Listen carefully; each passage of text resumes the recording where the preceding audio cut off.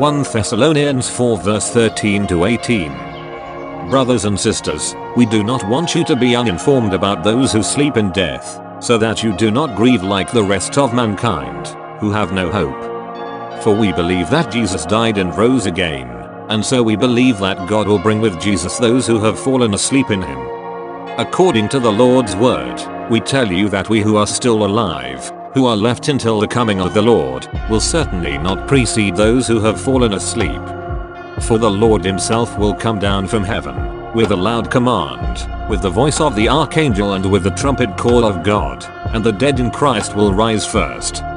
After that, we who are still alive and are left will be caught up together with them in the clouds to meet the Lord in the air. And so we will be with the Lord forever. Therefore encourage one another with these words.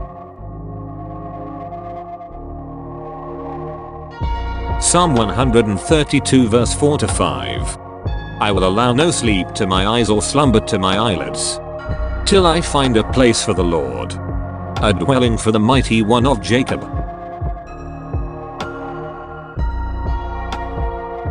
Ecclesiastes 5 verse 12. The sleep of a laborer is sweet, whether they eat little or much.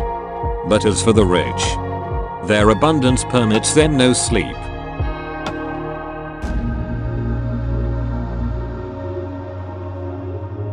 Psalm 3 verse 5. I lie down and sleep, I wake again, because the Lord sustains me.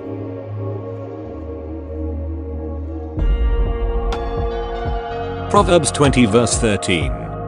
Do not love sleep or you will grow poor. Stay awake and you will have food to spare.